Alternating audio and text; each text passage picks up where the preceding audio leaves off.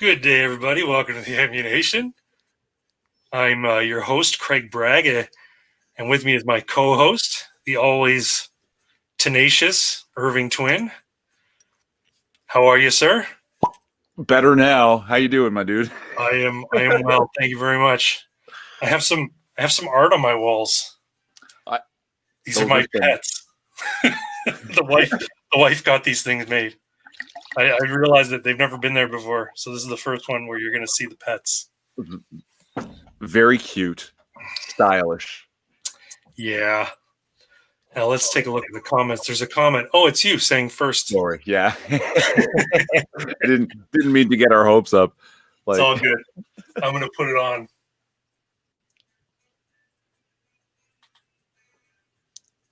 All right. I'm watching it on my TV as well. So there you go. I hope we get some people watching. I shilled this, or I guess it's not shilling when it's yourself, or is it? Anyway, yeah. I promoted this on Parler. I promoted it on Twitter. I promoted it on Minds. So hopefully we get some people popping in to say hey. I just put it out on Twitter just now too, right? Like we're going live. Thanks very much. So how you been? It's been a while. Well, yeah. It's been too long. You gotta get back in the swing. So do I. I think we've just been busy with real life. I've noticed too, since I started doing any of this, it slows down for me a lot through the Christmas and New Year period, right? Yeah. Just quite a bit naturally. So.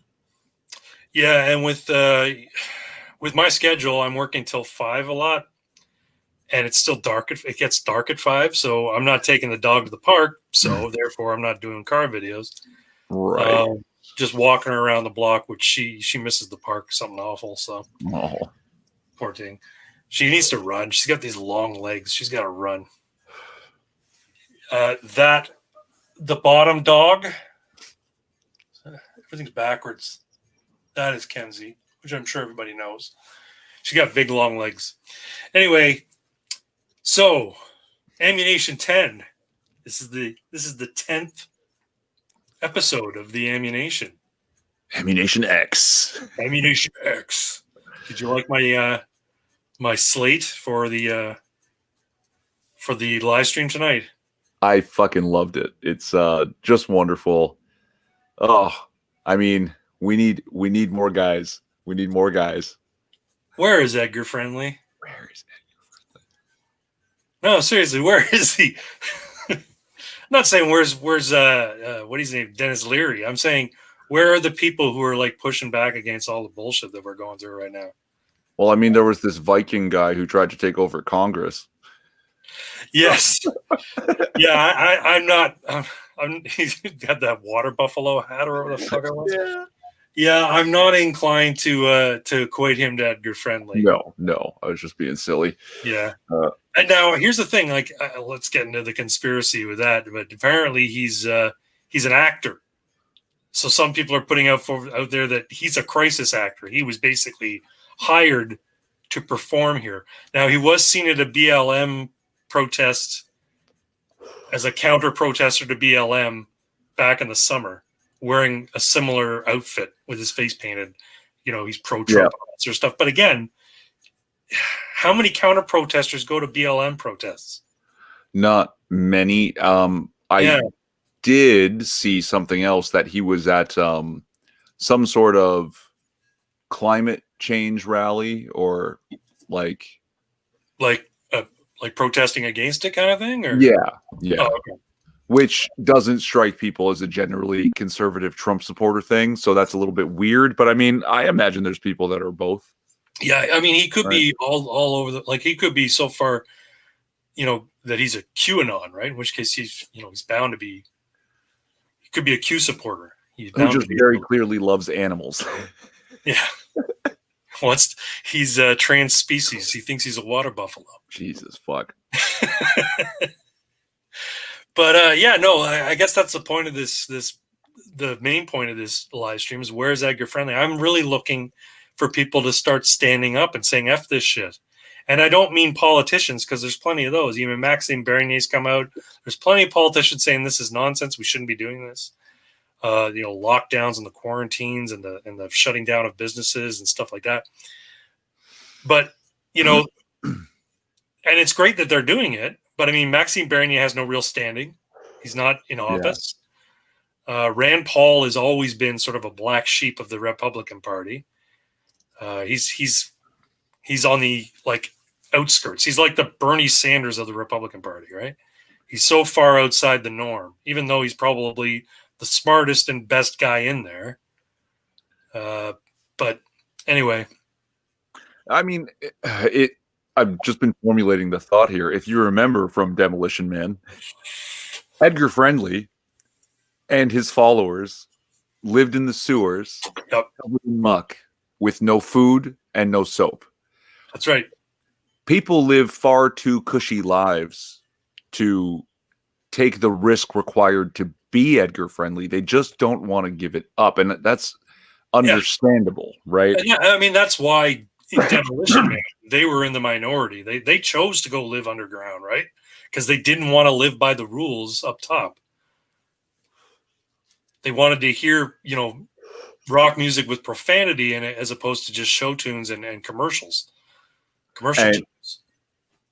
And I think they haven't taken enough yet. That right now they're just taking what people believe are the surface things that they've taken for granted because they've always been there. Right. Being things like your rights, you know, you're locked down. Okay, well, that's for our safety. And we still have our TVs and our rock music with swears. And you like, you know, like it's always like, no, it's okay because I can go home. I spend most of my time at home anyway. It's fine. Like the curfew, well, I wasn't going out tonight. I wasn't going out for the foreseeable future, right? Yeah. It's winter. Who wants to go out in the winter anyway? Yeah. And they're going to, but it won't stop, right? Like the list of demands is endless and ever multiplying. And it's going to hit that critical point where they will be like, oh, I'd rather die. But that's the problem, though, right? You think people would be cognizant enough of history to know that you don't want it to get to that point, that you need to push back sooner so it doesn't get to that point. I mean, it's like, you know, first they came for the hockey players, wouldn't let them skate on public outdoor ice rinks, and I didn't say anything because I don't play hockey. You know, then they came for the barbecue joints, and I only like barbecue in the summer. I didn't say anything, so fuck it. I don't care if they lose barbecue. You know what I'm saying? Like this is. I do. So, well, and then they came for the YouTuber who liked Hawaiian shirts, and there was no one left. Oh yes, I was going to ask, is that a Boogaloo shirt? Oh, you're damn right it is. The Boogaloo is upon us, my friend. No, I'm cosplaying as Magnum PI. Well done. So Six had asked on Twitter, our friend, the next 6 minutes. He'd asked the other day, what is it that people enjoy about the zombie genre? I think he doesn't quite like. It's not for him. And I liked the tweet, but I didn't get into the answer because it was going to take too long. And it has to do with people and our modern society being. Is the word somnambulistic?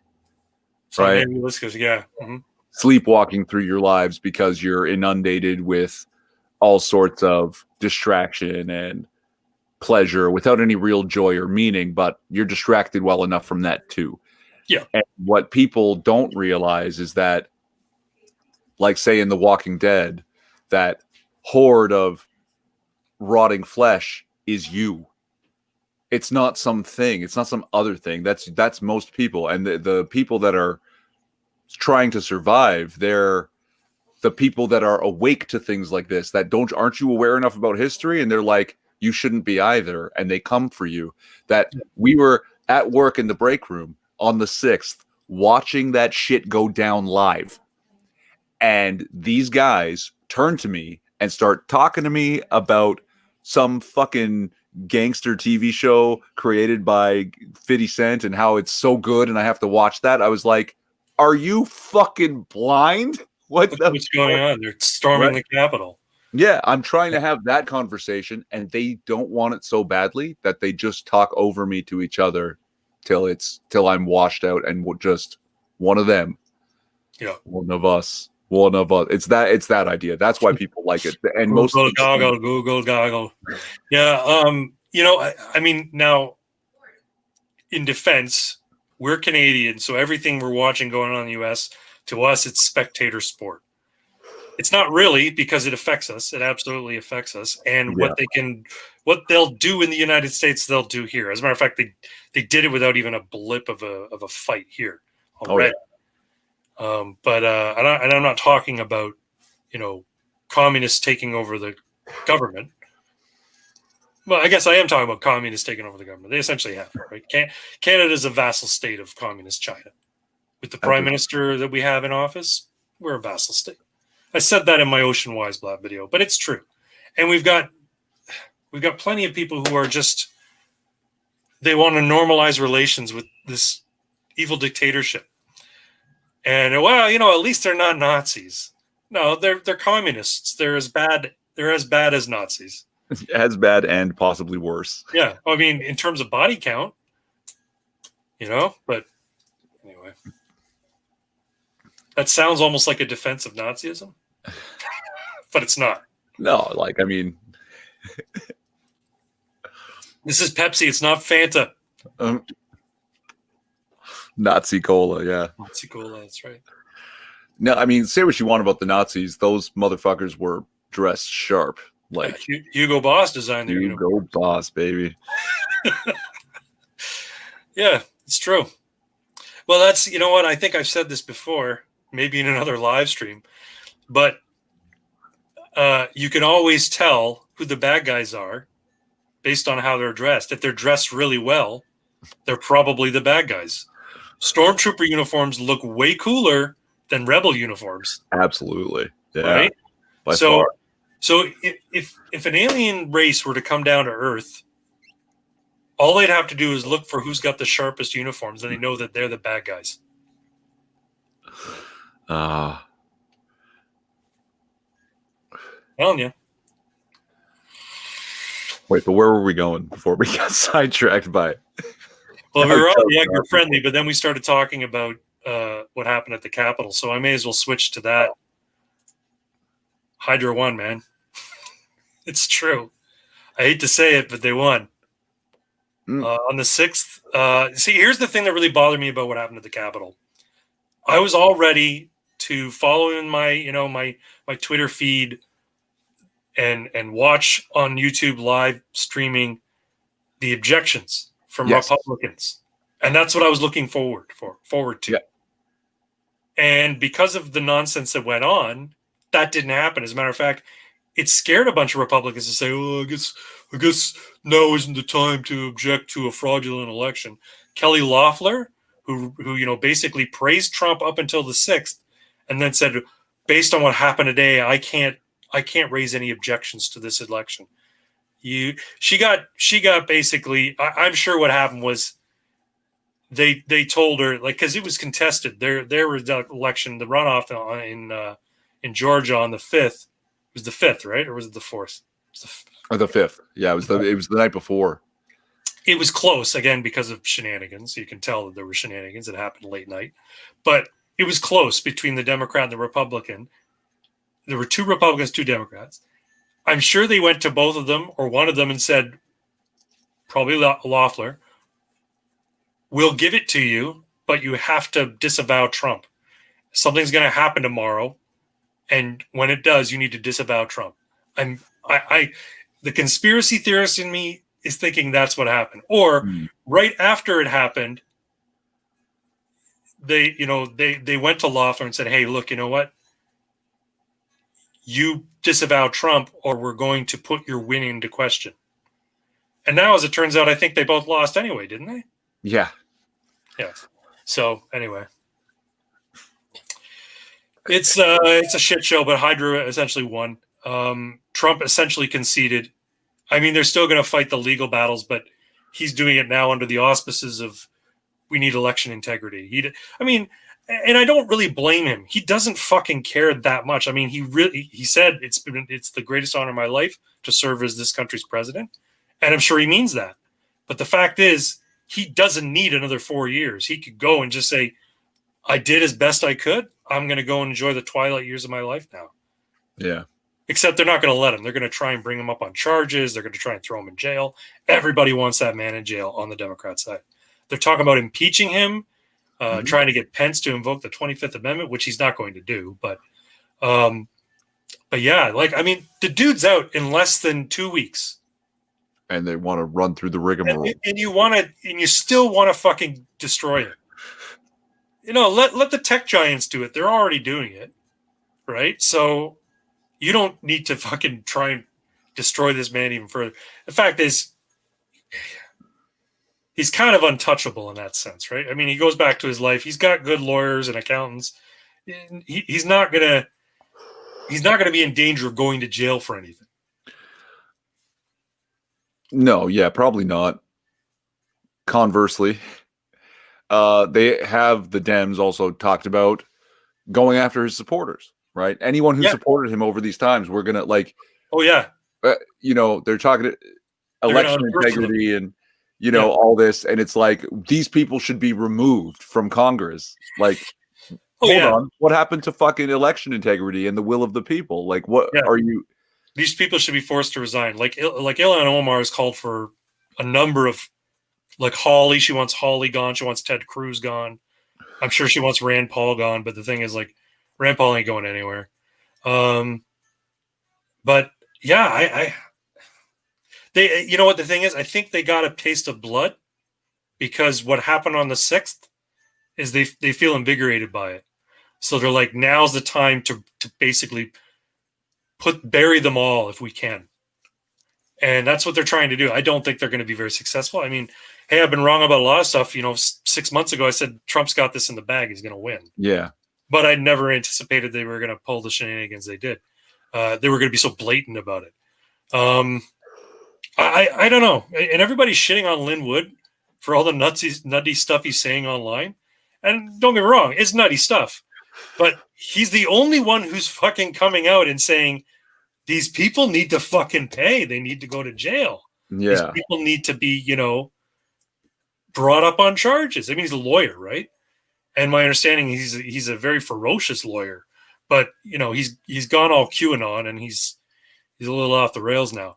I love the QAnon stuff. It's as entertaining as all hell, but I don't give it the credence.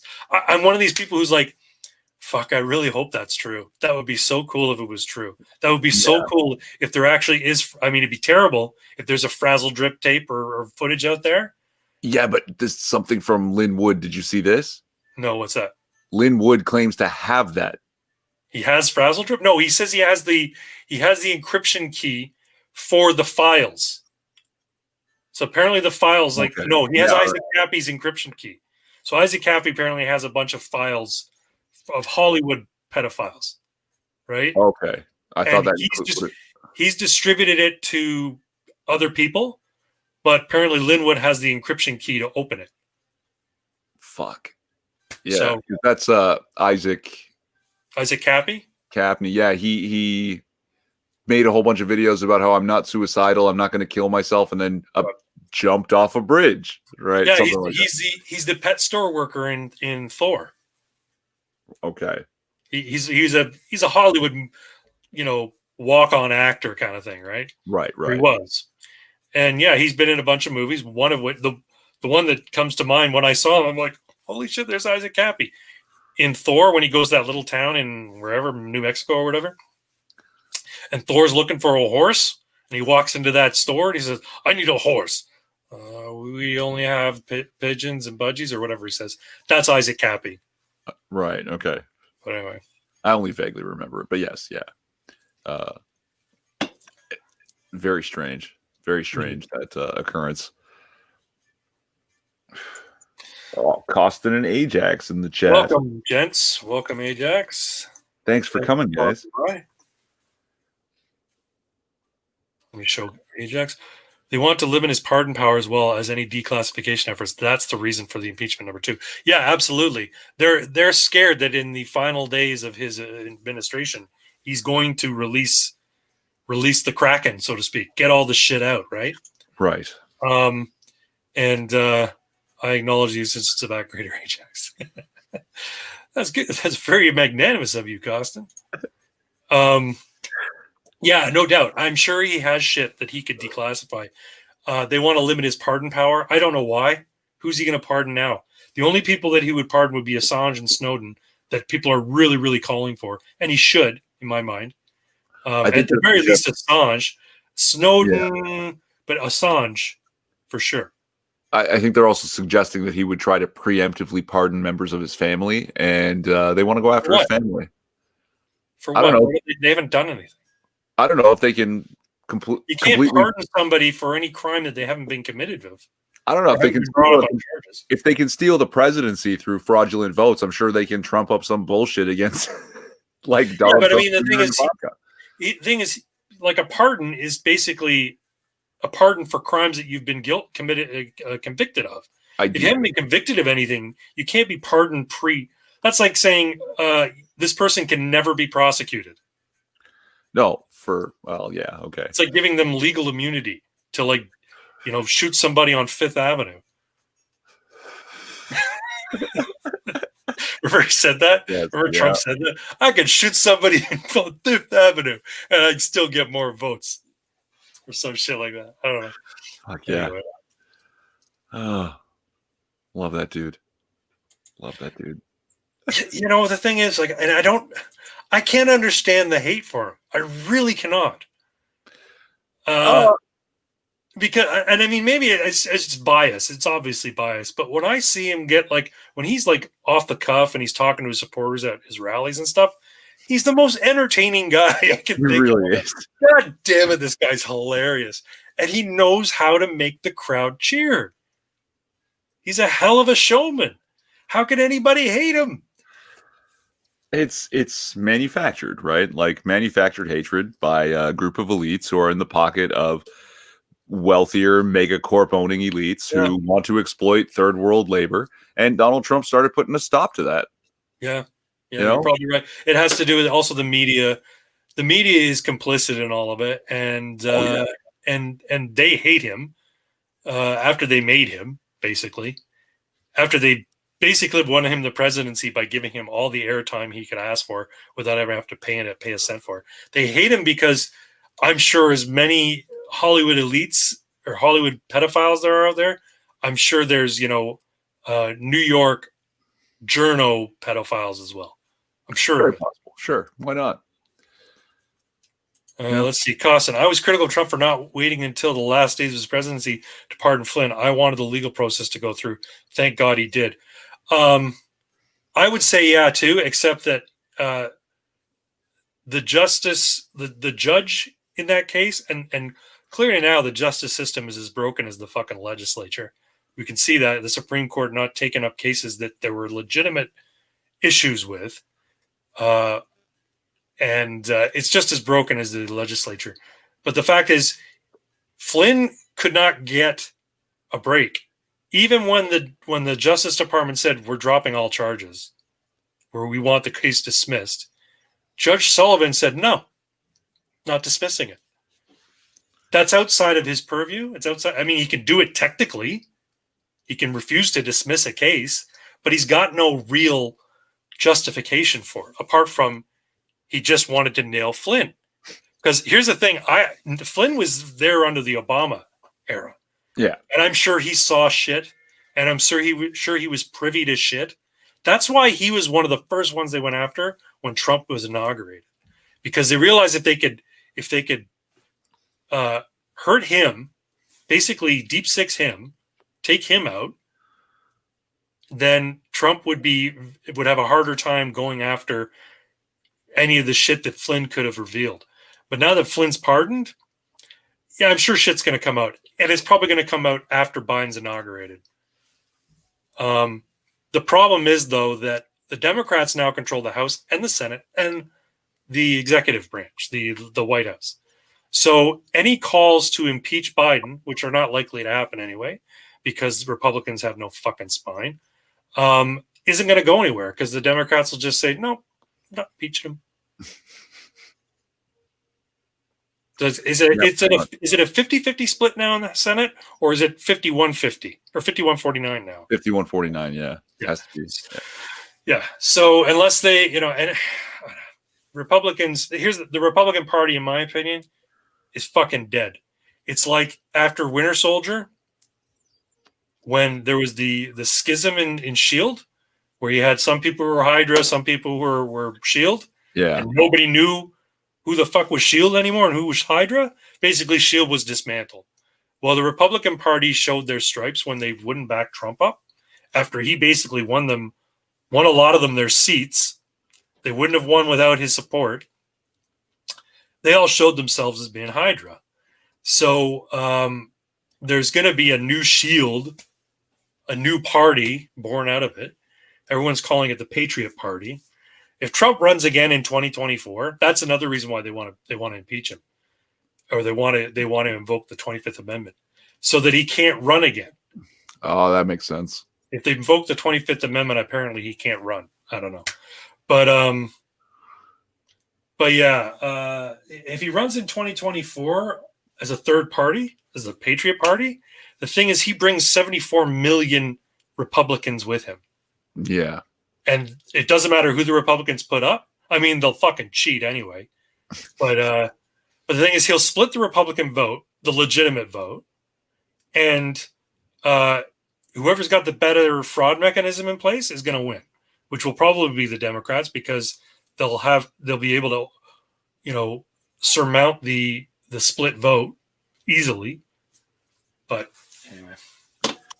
Well, I mean, like, it's going to be far more difficult. Like the whoever's got the better cheating mechanism. The cheating mechanism doesn't matter how good it is or undetectable. The results will show detection, right? Like I can't see the wind, but I know it's there because the leaves rustle and I feel it on my face, right? The end result will always appear the same way. But the thing is,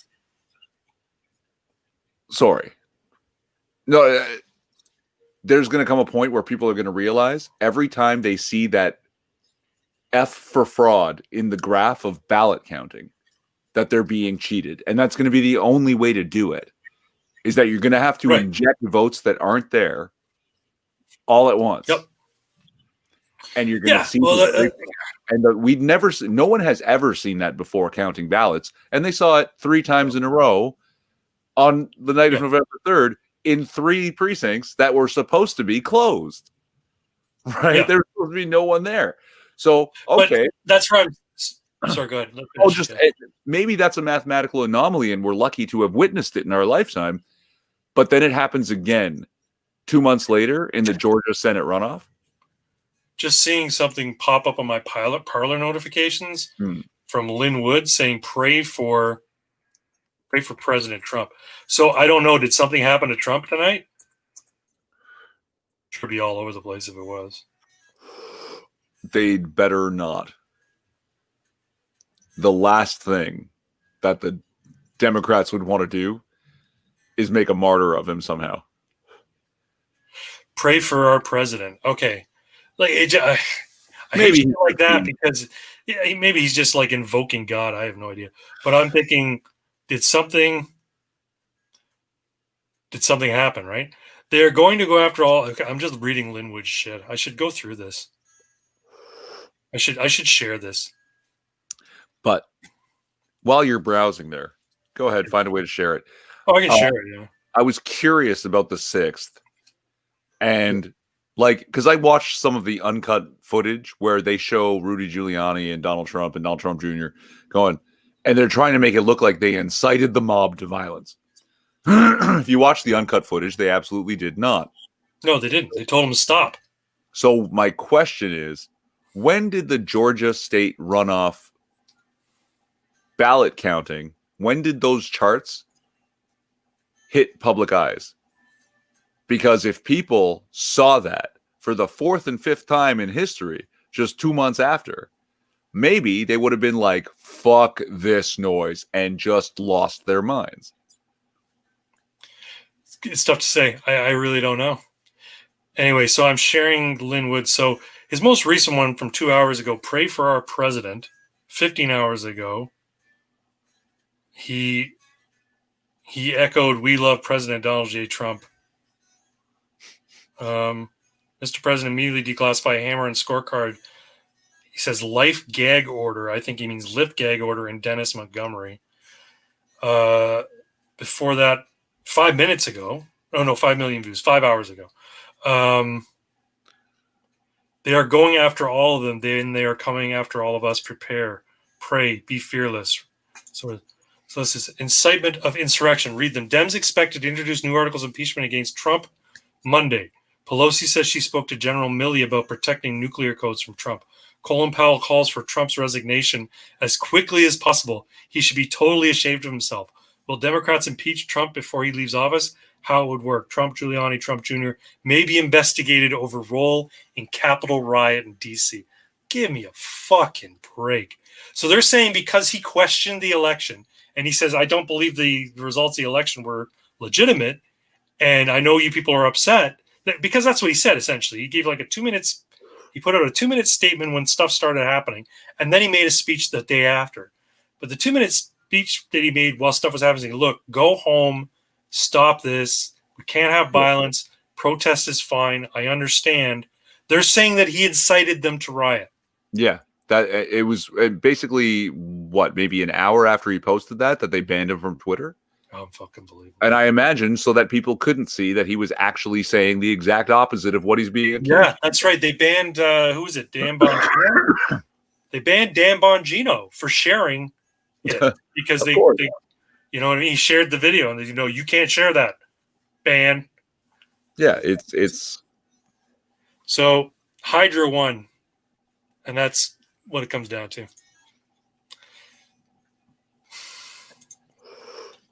Anyway, Lynwood is a hoot. He's fun to watch, but and that gets me to what we were talking about, how they banned Bongino. And if I'm not mistaken, Bongino, is he not one of the founders of Parler?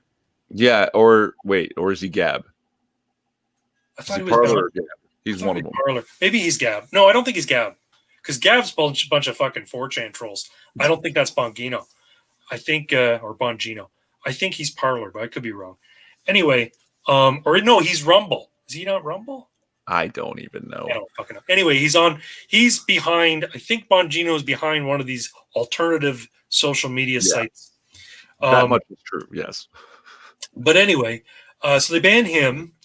They banned a bunch of other people. People are talking about losing followers in the thousands over the course of several days. Like big accounts, like verified accounts are losing. Some guy, I don't know who it was, says, I lost 6,000 followers in 10 days, in the last 10 days. And, he's got like 1 million followers kind of thing. It could be Sticks Hexenhammer, maybe? Razor Fist? Maybe, I don't know. One of these dudes. All right, let's see. We got some more comments here. Okay, so Costin, I don't see Trump himself running in I think you mean 2024. Maybe one of his children. Yeah, it could be. He's going to be old, right? So could be Don Jr. He's pretty good. I don't know if he's his father in terms of his popularity. But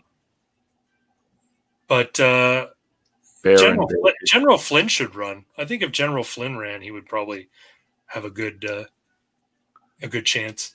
GOP, Greater Ajax says, GOP is an empty husk, ripe for the taking and retooling. As we have seen in the past, a new party would be infiltrated and destroyed from within, just like Occupy Dems and the Tea Party.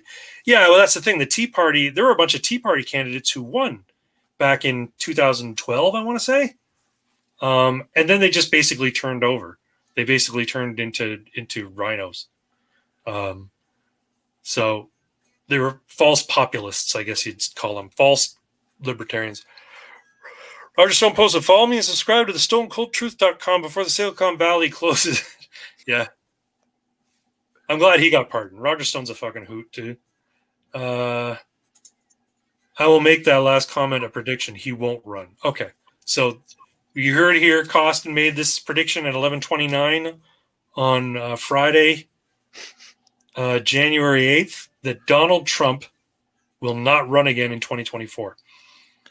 I don't know. He may not. I don't think he will either. I think he's, like I said before, he's in the twilight of his life, right? He's like, I don't fucking need the hassle. I gave it my best. I faced nothing but roadblocks the entire time. I tried to work with people. People stabbed me in the back. Why would I go through that shit again? Yeah, I mean, he's fucking stubborn. He is. And say what you want about the man's flaws. He has them. They're there. All right. No, he's perfect. What are you talking about? But he loves his country. He does. Give the man a 4-year vacation. He's pretty virile for, what is he, 74 now? Well, I know. He's got way more energy than anybody else who was running, who was like his junior. He's got his wits about him. 4 years at that age could do a lot. On the other hand, he's rich. He could get some, TRT and a little bit of that, one of those nootropics from super male vitality. He could keep him going. And with a 4-year vacation, he should just invest in Alex Jones' supplement. And he might just decide. I've had 4 years of just relaxing and chilling. I'll stick my neck out again because I love this country. You don't become that successful without enjoying the combat of it. Oh yeah, and he clearly likes the fight. Yeah, clearly, and he doesn't generally do things to lose, right? So he'd have to know that he's got a good chance of winning. And I mean, face it, in 2016, he had a hell of a campaign. He ran a hell of a campaign. He played the media like a fucking fiddle. And they basically did his job for him in terms of getting. But also, he knew exactly what to say in order to get people riled up. And he did. And I'm sure, he believed and believes most of what he said. It wasn't just, just propaganda. Because in everything he said with regards to, controlling immigration, bringing businesses back, all that sort of stuff, he legitimately tried to fucking do it. And he was successful in a lot of cases, right? Yes. Oh, yeah. Oh, my God. You want to get into some details of that? Into some generalities of that? Yeah. Greater Ajax, Dems want people to go apeshit so they can take more of our rights and surveil us further. Yep. Yeah, absolutely. I mean, they just reaffirmed the Patriot, the part of the Patriot Act with regards to domestic spying. So they reaffirmed that in the last 6 months or so. I mean, we're way further down the hole here in Canada, and honestly, I don't think we're coming back. No, that's why I said the other day. I just, I'm sick of this shit, and I want to go live in the woods somewhere. I'm serious. I really do. I want to do one of two things, Irving, because Hydra's got to be fought. I'm going to go back to the Hydra one. Tactical retreat to Alberta. Well, hey, you know what? I've heard that you have an opportunity to possibly do that. Yeah, I wouldn't turn it down if it was. Get in there right before the secession. Yeah, exactly. That would. I mean, if I were to do something like that before secession, I would pop in and be like, guys, let's get the fuck out of this country. Yeah. I just help foment from. Yeah, run in the PPC. Her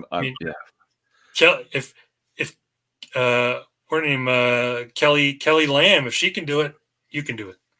Oh no, don't. No. She's a wonderful person. I mean, you're a wonderful person too, but that doesn't mean you can't be a candidate. No, I'm a shithead. I'm more comparable but less successful to Greg Wycliffe, who did run for the PPC. Yes, yeah. So it just goes that shit disturbers can run. That's everybody. I shouldn't say that because that contradicts what I've been saying about not everybody should vote. Everybody who has an interest in the political future of their country should, and has the will, obviously, if they want to, should do it. If they've ever thought about doing it, they should do it. I don't have the will to do it. I also have said the N-word on YouTube, so I'll never. Yes, I actually have a whole video talking about that word, and the nature of it is according to the English language and the grammar and Right. how it all works. It means to denigrate. It means to blacken. Yeah. I've got so many skeletons in the closet that I am not a viable candidate. I'm just not. But I don't know. PPC, I think they're kind of scraping the barrel at this point. They kind of need everybody who's willing to run up. And the thing is, Maxime Bernier isn't the type of party leader to say, to cave when there was pressure because Irving Twin said the N-word on YouTube once 12 years ago. And he loves the strippers. He's like, I don't care what he did 12 years ago. Fuck that shit. Yeah, but what about how he drank himself retarded with Craig Bragg last Friday? You know what? All you say is no. That was all an act. I'm like Dean Martin. Dean Martin, people said Dean Martin played this drunk.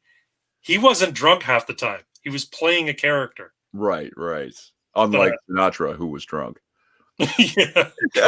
Drunk, and I'm sure he did cocaine. I know they say, no, he never touched that. I'm sure he did cocaine. I got a buddy who just loves Sinatra, and I think it was Sinatra, or was it Dean Martin who made the joke? One of them makes the joke about how I feel bad for people who don't drink. When they wake up, that's the best they're going to feel all day. Right? And he thinks it's so smart, and it's like, guy, people who don't drink every fucking day don't feel like shit when they wake up. True. People who do drink every day don't feel like shit when they wake up. No, trust me. I've had some bits of drinking every day. You're not drinking enough then. Yeah, no, you gotta wake up still drunk. That's right. You need to be in a constant. It's like your adrenal. It's like your insulin levels, right? Your insulin levels have to go in predictable valleys and peaks.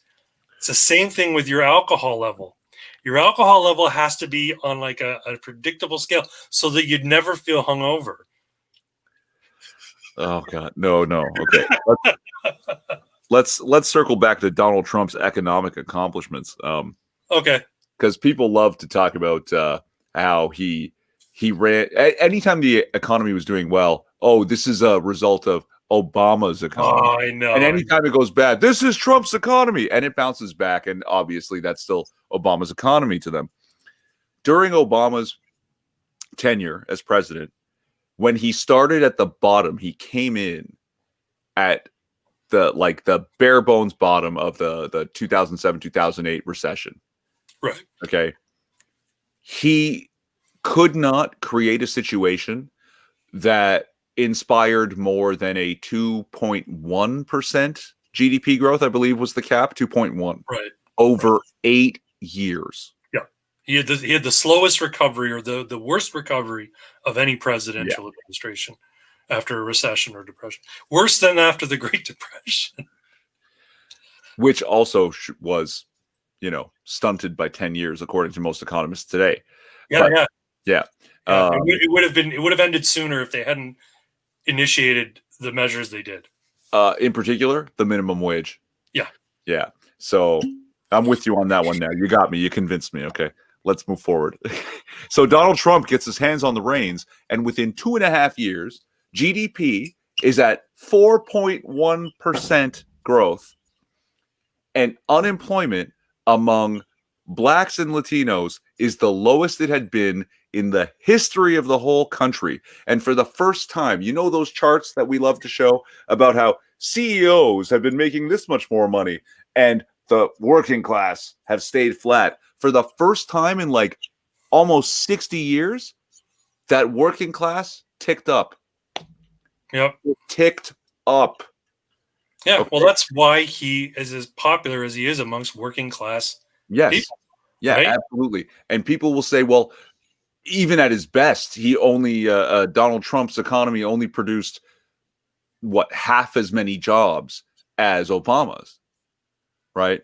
New jobs, which is correct. But the problem is, under Obama's administration, the vast majority of jobs that were created were service jobs. They were slinging coffees, flipping burgers, stocking shelves, and mopping floors. Right. Suddenly, with the new trade deals in place, the new tariffs being put, it became possible to pull old projects off of shelves that were ready to go, except we can't compete with overseas labor costs. Right.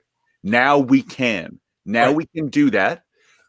Tons of new businesses showed up. So what's happened is that even though it's a fewer number of jobs, people who had been working 2 service jobs to feed their families had all this experience busting their asses that they got one good job. Yeah. Right? So only new jobs were created, but for every new job created, 2 people got jobs. Mm-hmm. Right? And where under Obama, for every 2 jobs created, only 1 person was employed because people needed 2 jobs. Right. It's he did something great for the average working person, and they had to punish him because that cuts into Jeff Bezos's profits. Well, here's the thing, though. Jeff Bezos thrived under Trump as well. Well, yeah, of course. I mean, a rising tide lifts all ships, but they don't want the people at the bottom to get better, right? This is something. The idea that they need to be dependent on government, they need to be dependent on. They need to be left in a state where they're hungry enough that they can't quit. Where they're hungry enough that they vote for the people who say we're going to give you a handout. If they fix the problem and gave them the capacity to feed themselves, no one would ever vote left ever again. They have to keep people poor and on the brink with just enough from, right? So they can hand them just enough so they don't tip over. So they'll vote for them. Otherwise, there's no incentive to vote for them because it just comes out of your pocket now if you're doing better. Yep. W.R. Costa says, hey, move to Stratford. Our so-called conservatives have issued a ministerial zoning order causing a newly annexed piece of land to only be allowed to be developed by a Chinese company. So they annexed land specifically for a company, and only that company can make use of it.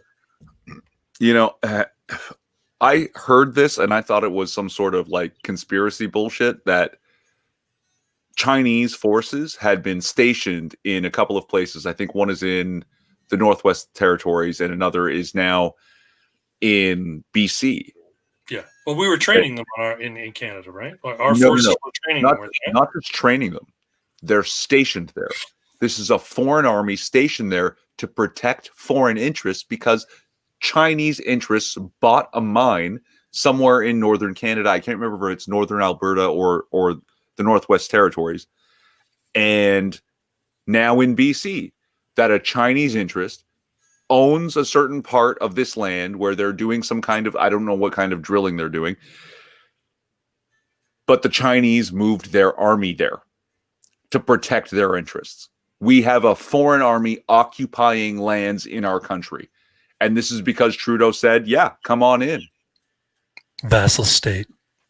Yeah, it's fucking ridiculous. So I was talking about Hydra 1 before. And I was going to say, I want to do one of 2 things.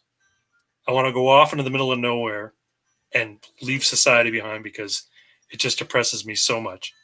So like go and build a cabin or a shack in the woods. Or here's my other plan.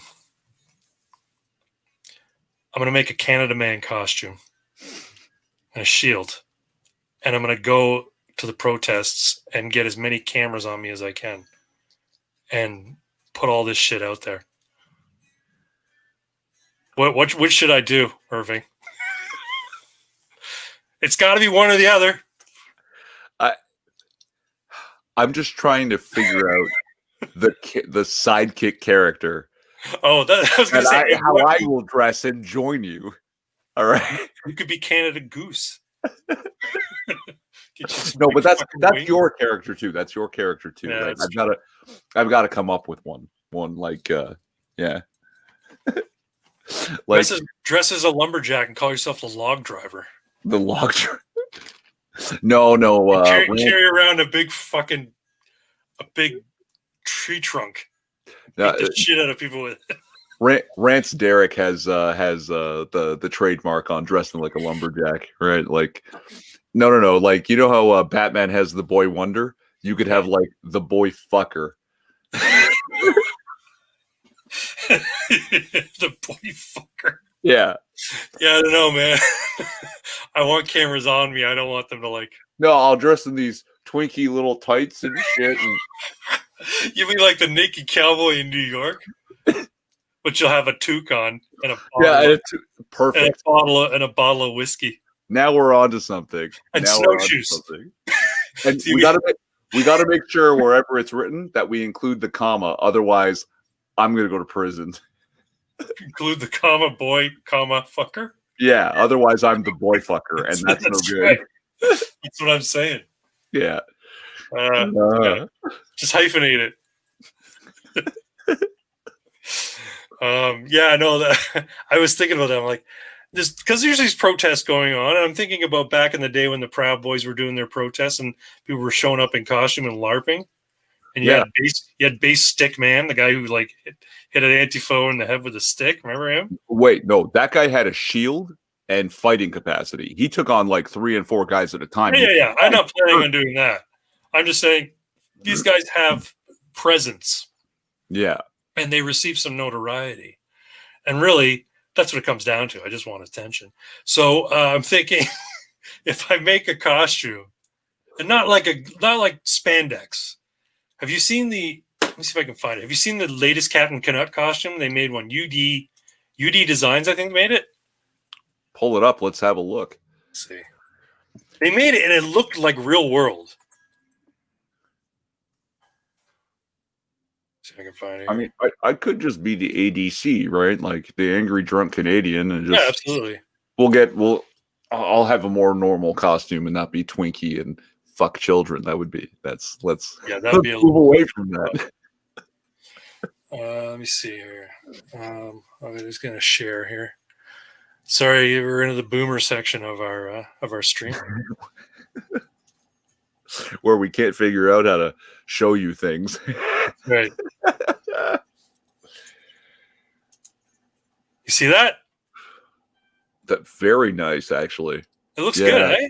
I like when they go with the much deeper red as opposed to a brighter red. That's very same. And that's based on the new comic book and the new animated series. So basically, they made an animated web series for Captain Canuck, and his whole suit is supposed to be based on nanotechnology and stuff. Mm-hmm. Anyway, so they reached out to this Canadian company called UD Design, I think, and they gave them basically, I don't want to say carte blanche, but they gave them a lot of license leeway to make the costume.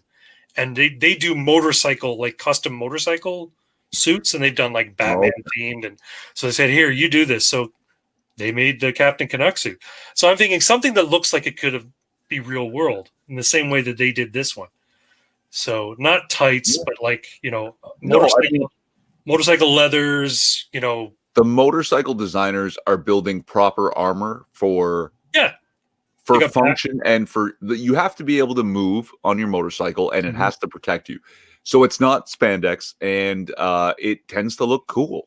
Yeah, like it's the only modern armor that really exists. Like a bulletproof vest is chunky and shitty, and it does not look cool.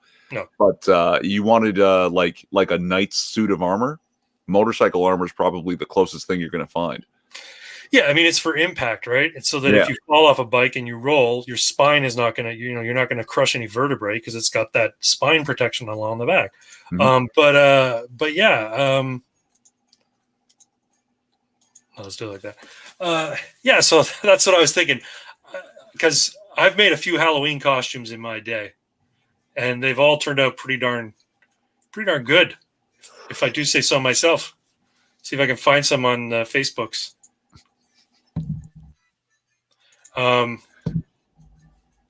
But yeah, I think that would be fun. I think that would be, I think it'd be, I don't want to say cool because it's incredibly dorky, but I think it would be fun to dress up like a superhero and go out on the street and like get in front of cameras, like, Rebel Media or whatever, and just like call people out like Doug Ford, call people out like, Jagmeet Singh, call people out like Justin Trudeau and say, here's why you guys are assholes, kind of thing.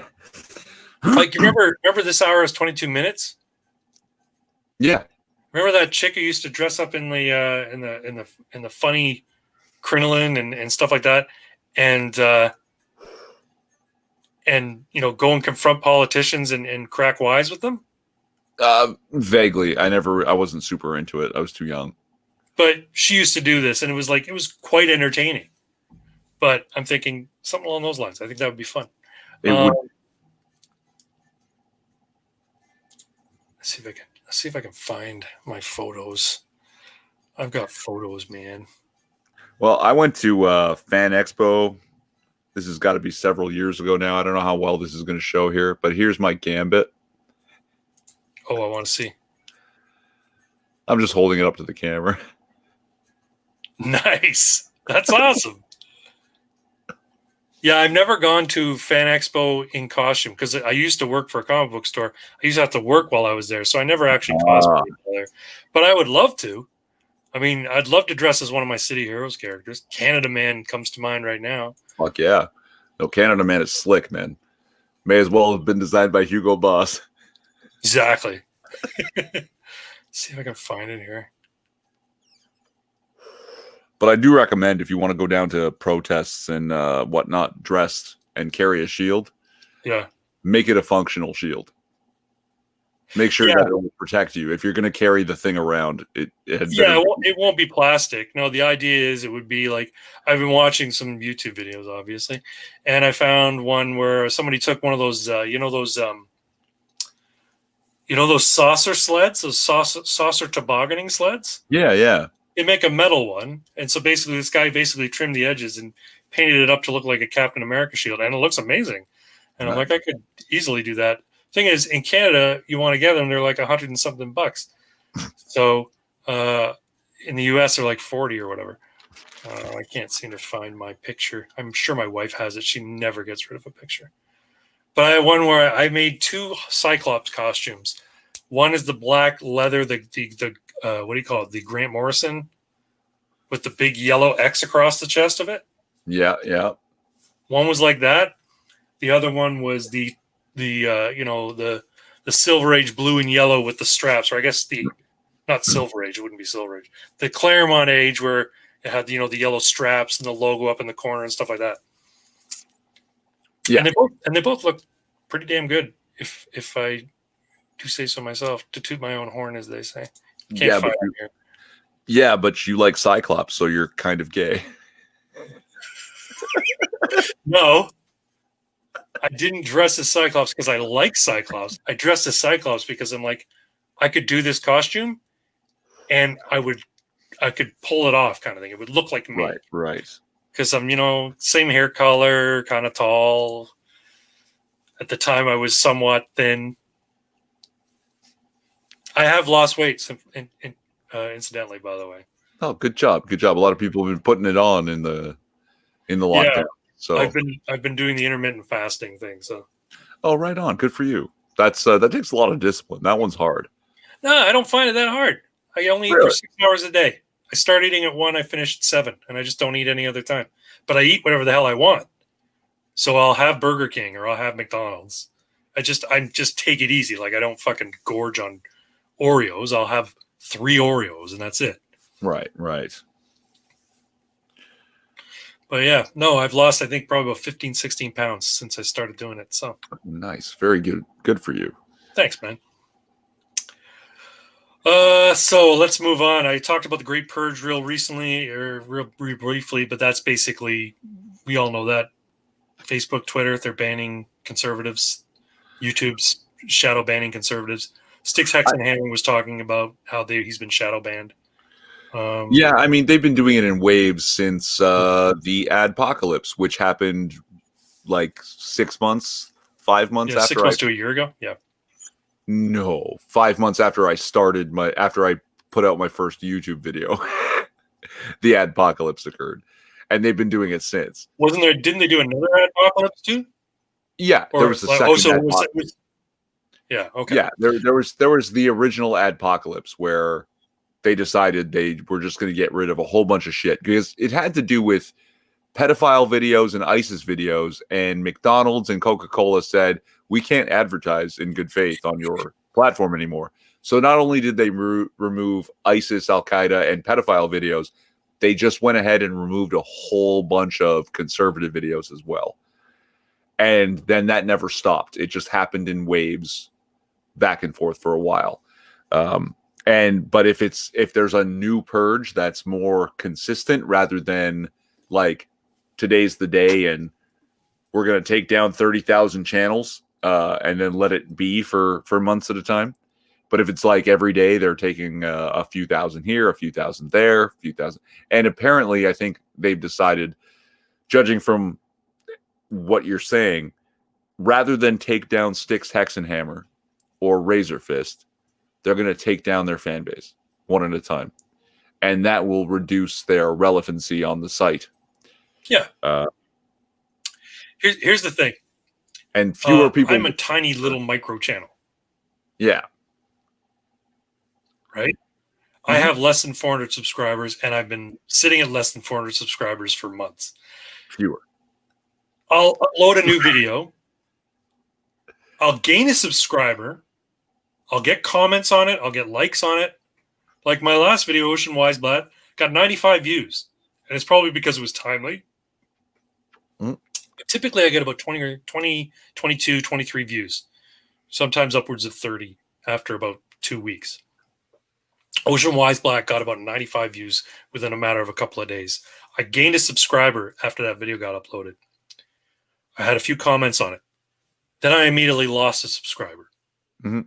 Now, it's very likely that somebody saw the video, didn't like my comments, or just got tired of watching me and unsubscribed. I don't know. Or it could be that they have some algorithm built in where if anybody who spouts conservative shit gains a subscriber, they lose a subscriber. So. We're not big enough to be. Yeah, but the thing is, they don't have to even. We don't even have to be on their radar. If they just plug in an algorithm, yeah, and they basically they'll just catalog a channel as certain types of content. Yeah, and they can have a robot do that. They can have a program do that just by listening, like basically parsing out the dialogue that's heard in the, because they have the capacity to do it. They do it all the time, and then just say, okay, this one falls under this particular in this box. If they gain a subscriber, take a subscriber away. That's my only theory. I don't know. I mean, yeah, like, okay, so one of the things I've said is I get the occasional comment of, why do you have so few subscribers? And the simplest, most likely answer is that the content's not that good. That makes perfect sense, right? But I have heard from people who had subscribed to me early on that they lost touch with my videos because YouTube stopped sending you notifications. Right. You have to they don't navigate to subscription field in order to find. Yeah. So if you don't watch the video for so many, like, I don't know, if I produce 3 videos and you don't watch any of them, YouTube will go, well, you're not watching them anymore, and automatically unsubscribe you. Yeah. But if they're not sending you the notifications, that's like cheating, right? And that's why everybody says hit the bell icon so you get notified. See, but even hitting the bell doesn't necessarily, like, I have the bell hit on Styx Hexenhammer, and I only get half of his notifications. He posts 3 videos a day on YouTube and a 4th one on BitChute. Every other day, I get notifications from Styx Hexenhammer. So half the time, I don't get the notification, but I've hit the bell. So there's something going on there. Because I know he posts the same time in the morning. I wake up and make my coffee. I'm doing my push-ups, and I'm listening to Styx Hexenhammer. But if it's not in my feed, I have to go to his channel, and there's the 3 new videos that he posts. Right? He shows up on mine every time I turn on. As a matter of fact, he's normally right up front. If it's not him, it's Tim Pool. And I mean, and I like Styx's content simply because he's off the top of his head kind of thing. You know what I mean? Like he doesn't really prepare anything. He just speaks, and he doesn't have a lot of pauses. He doesn't flub words. He doesn't say or anything like that. He's very, sort of, he's sharp as a tack. You know what I mean? He's one of the few people who studied political science because he was properly interested in it from the time he was like 14 and 15 years old, and follows everything. He knows every congressperson by name. He knows every senator by name. Like, he knows what everyone's up to at all times. That's all he does is follow politics. Like, I don't think he takes a break to watch fucking Lord of the Rings. And by the look of him, he should. Costin says, I wonder if I should clear my channel of content. I ain't got much on it. It's been over a year since I uploaded, and that was an unattended stream about the Safe Third Country Agreement. Oh, an unattended stream about the Safe Third Country Agreement. You know what? I would say, Costin, get back into making content. I mean, it takes nothing to do. And it, like, seriously, like, when I do my car videos, the reason I do them the way I do them is because I'm lazy. I don't want to edit. So I record on my way to the park or on my way home from the park, or back when I was going to the office on my way home, on my way to the office. I'd get to the office, I'd use the company Wi-Fi, and I'd upload it right there at my desk. And then, boom, it's there. And it took nothing to do. So I would say, you know what? It's not hard to make content. And to your comment earlier, Irving, about saying, well, it could be that my content's just no good. There's room on the platform for every type of content. And there's plenty of people doing car vlogs. There's plenty of people doing what you do just as well, or just as poorly, if you want to call it that, as you. I mean, you know the amount of like workshop videos I've watched that are just fucking terrible, but they have 1 million views. I mean, like, guys who are building stuff in their workshop, and they have bad audio, they have bad camera, bad lighting, but they have 1 million views because somebody's interested in whatever it is they're doing. Right. So, you know what? Like, so even just riding in my car and ranting at my phone, there's room for it. I mean, I don't think there's a conspiracy to keep my channel down or anything like that. I'm sure that some of the reason I don't get any reach is because inconsistent upload. The fact that my videos sometimes are often very short, probably because I swear in my videos, so they immediately get marked. Right. But I don't really care because I'm not really looking to grow my channel into a money-making enterprise. I just want to get my thoughts out there. So even if you're not interested in, like, I'm not saying make a career cost of doing YouTube. Just do YouTube for the sake of having content. Razor Fist has a real issue with the word content. But just to get your thoughts out there, I guess is what I mean to say. If you have thoughts and you want to share them, do it. I mean, I'm not trying to tell you what to do. I'm saying, instead of taking your channel down, if you got something to say it. That's what YouTube was originally supposed to be. That's why it's called YouTube, like your TV station. Exactly. Your TV. You go on there and you make your rant. Do your thing. Yeah. Have a puppet show. I'm sure I've shared before how I started my YouTube channel, why I started my YouTube channel. That I was learning about the ridiculousness of, it was probably just before Jordan Peterson started getting real public attention, that, oh my God, we don't have free speech in this country anymore. Right? There's a contingent of people that are trying to suggest that because you're white, you're bad. It's like, wait, what's happening here? And I started bringing this up to people that I knew in real life about, like, this is being taught in universities. And they're like, looking at me like I'm crazy. And it came to a point where I was so distraught, I stopped getting invited to parties because people didn't want to hear it anymore. Yeah, you run into that problem, right?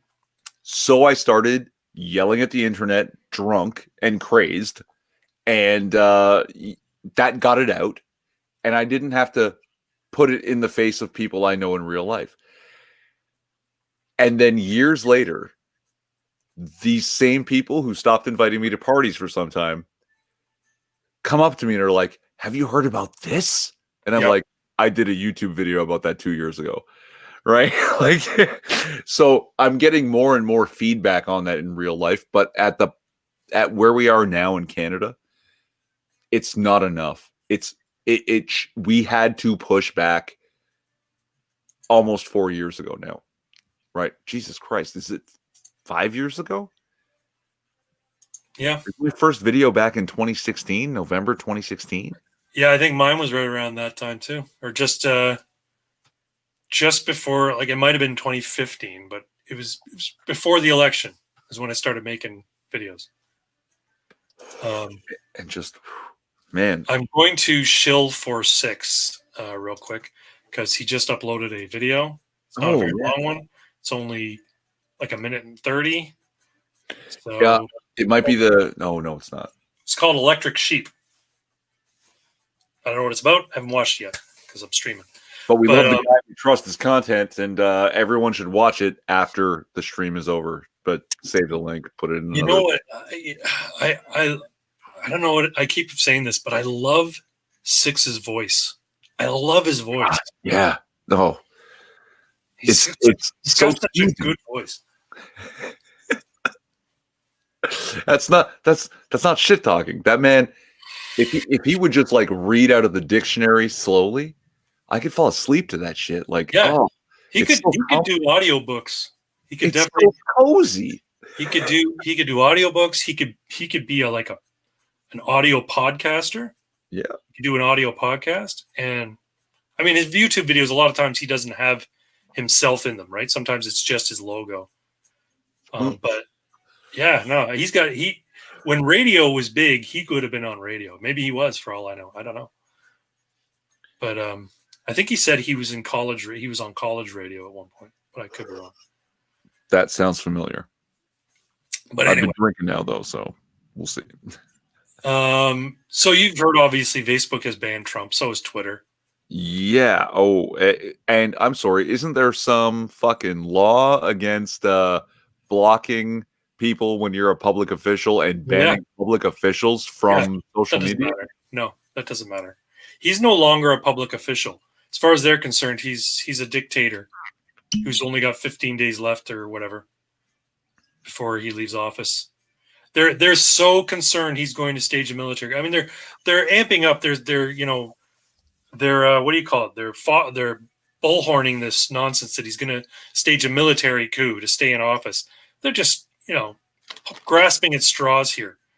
But they're trying their darndest to make it look like, to really cement it in people's heads that he is evil incarnate and the worst thing to ever happen to America.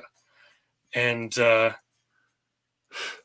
don't know. I mean, they're not healing the country as they're saying they want to do.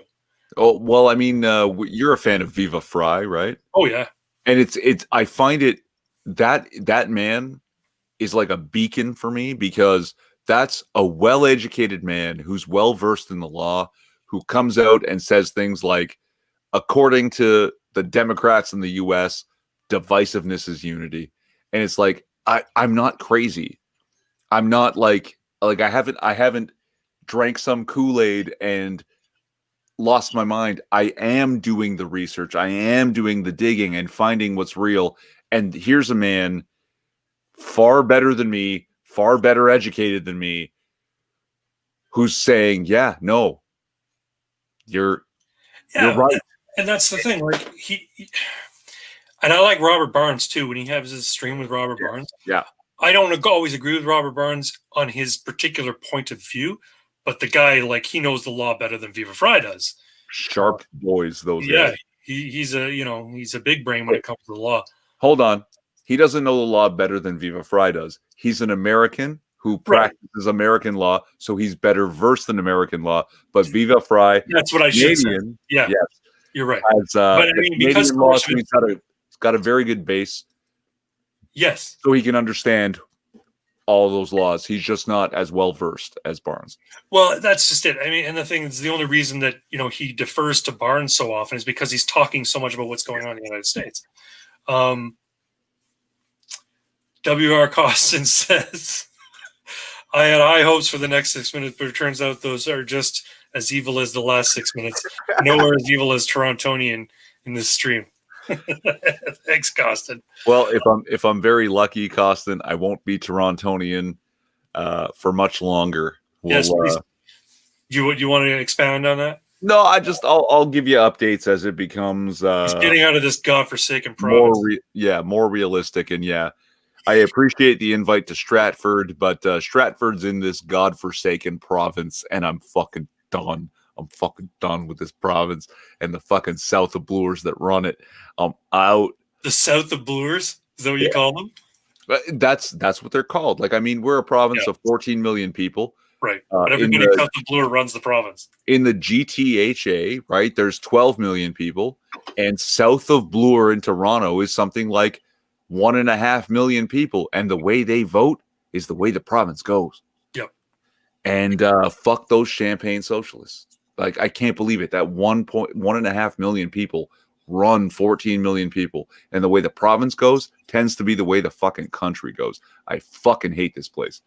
We need an electoral college system in Canada. Well, don't worry. When we out in the West, when I get there, finally secede and we steal Alberta, Saskatchewan, and Manitoba, we'll form something more like an electoral college. You know what? You're making me feel better. I'm actually hopeful now for Canada because I'm thinking it's one of these, darkest before the dawn things. Things are going to get so shit here that it's just going to all crumble. And then, what is it? Scorched soil is the most fertile soil, right? So when it all burns down, something great will grow out of it. And you know what? I would be right there with you moving to Alberta, except Ocean Weisblatt was in Alberta. And the thing is, the Calgary police came out and basically defended their cops. They didn't say they were heavy-handed in how they handled this, blah, blah, blah, blah, blah. They said he was violating the public ordinance, yada, yada, yada. Look, he's say what he was really doing. He's playing hockey with his friends in an outdoor rink. Let's talk about that. Because I am a dissenter. We talked a little bit beforehand. A dissenter about? Whatever. Okay. Right. I'm a shit disturber. Yes. Right. I'm happy to poke the bear when I think the bear is being a fucking cunt. But I also know the bear has the power. Yeah. Right. So Ocean Weisblatt, he was right to a point, and then he was wrong. See, I don't know what he said because I watched the video. I mean, but here's the thing: cops are going, "Oh, you're questioning me now. I have to exert my authority." You have to understand how authority works, what the rules are, what your duty is as a citizen, and how you must comply with the law.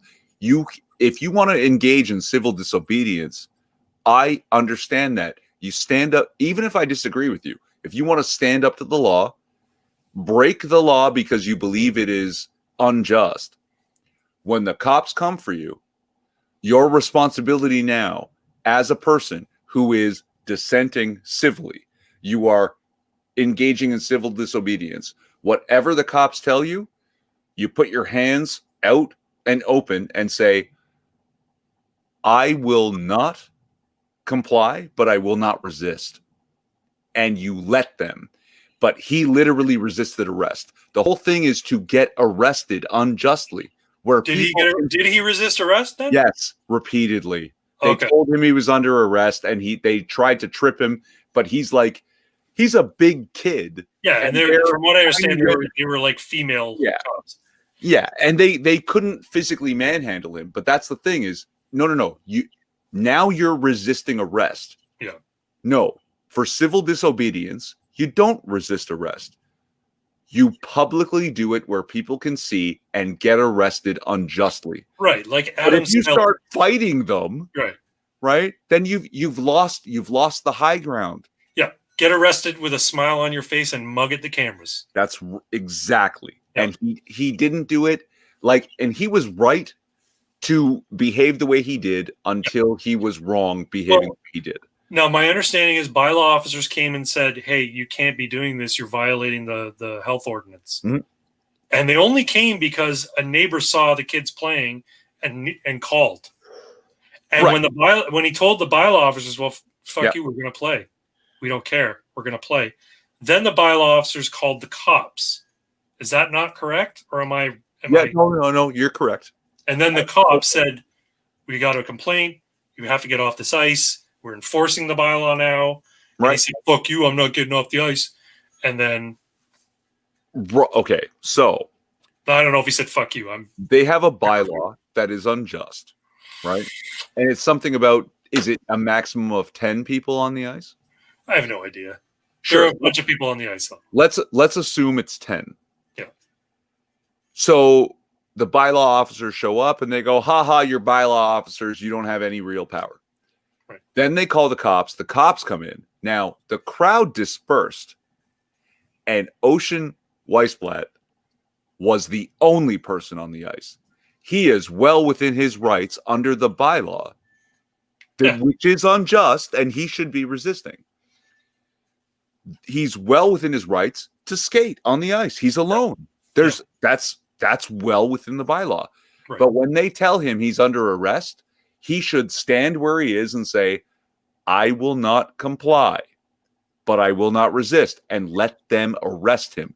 Right. But he fought them, and that's where it goes wrong. That's where he lost the high ground. Right? This is like... So what you're saying is, if you're going to defy the cops, you better be prepared to take them out. What I'm saying is, if you're going to defy the law, you had better be... I know what you're saying.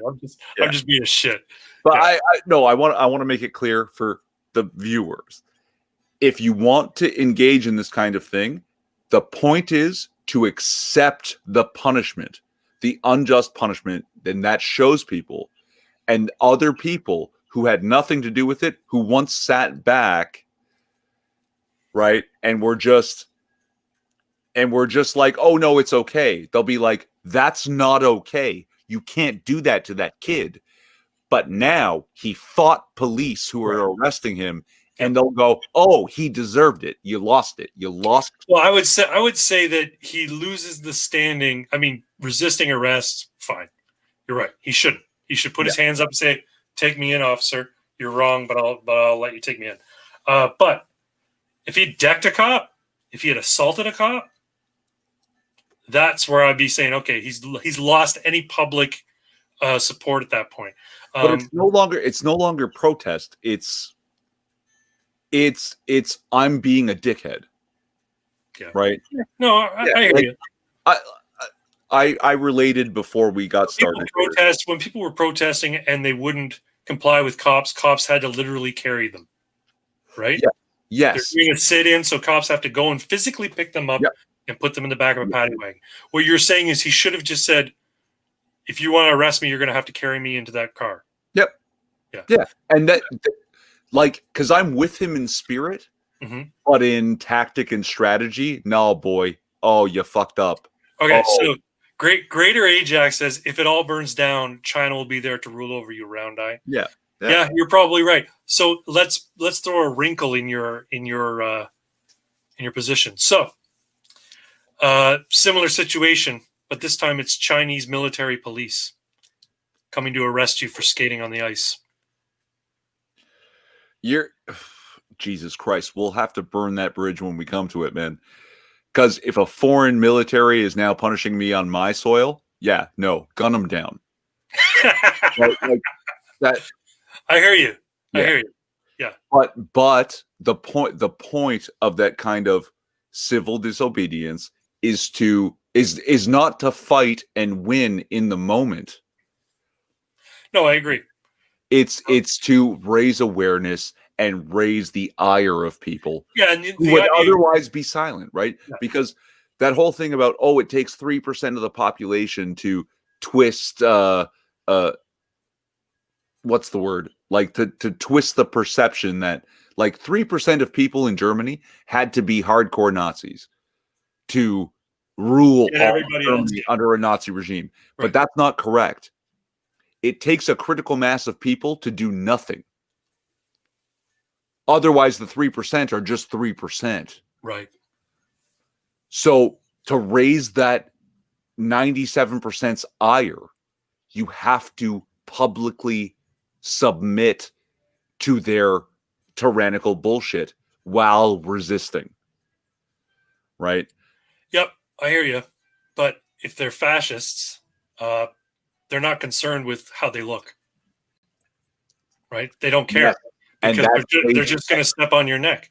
So yeah. Oh, it's dangerous. I'm not saying it's not dangerous. Yeah. Oh, I'm just saying, like, here's the thing.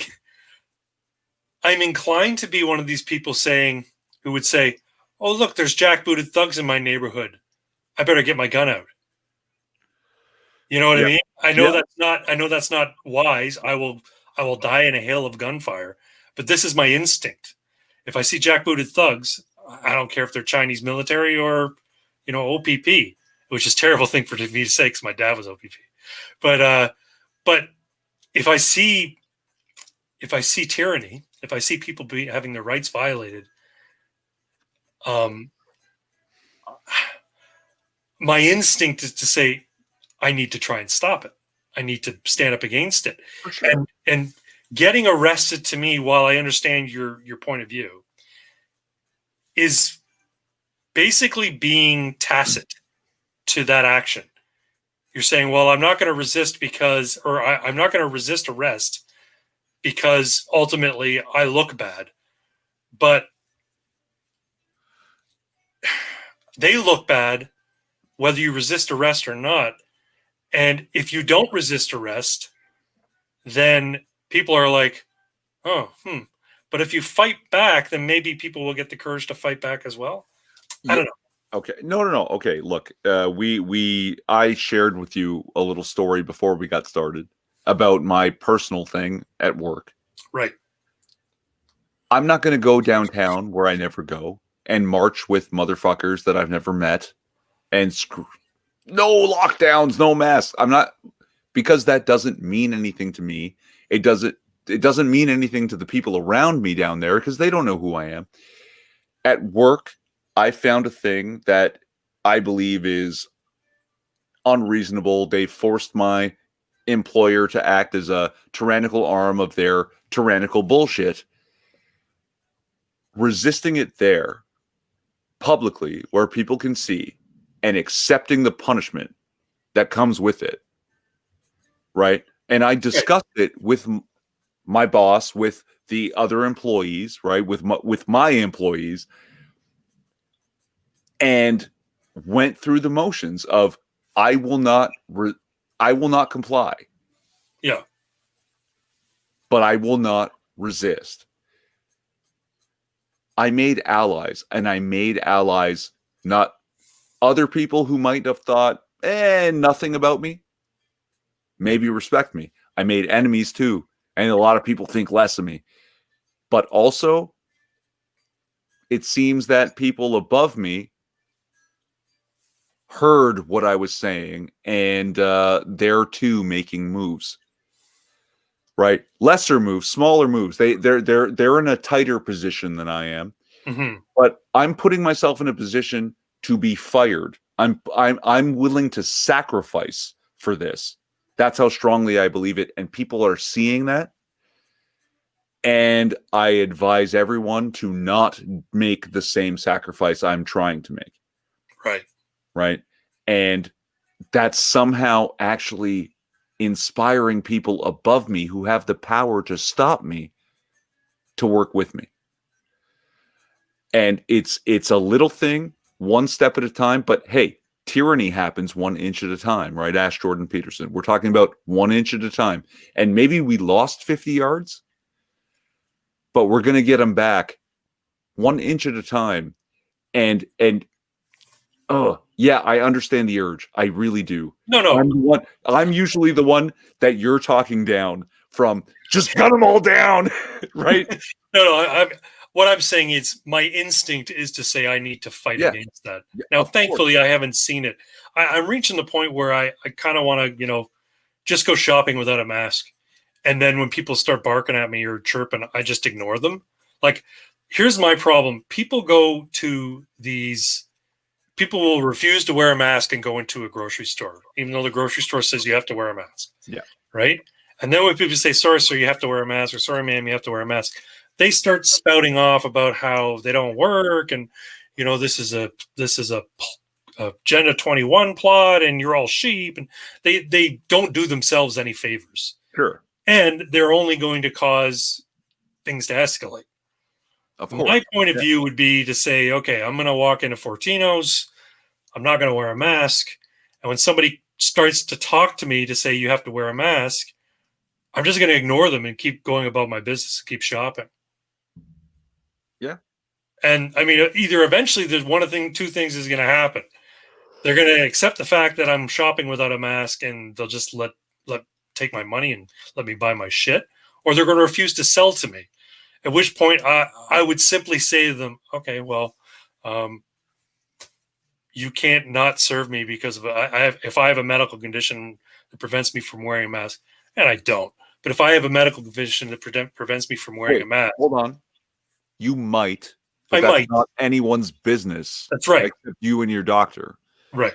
So if you make the claim, I have a medical condition that prevents me from wearing a mask, and if you refuse to sell me the goods that I want to purchase because I won't wear a mask, you're violating the Canadian Disabilities Act. Yeah. Yep. And that's fine. I can't force you to sell me this stuff, but your company is going to hear from my lawyer and then walk out. That's how people should be handling this situation.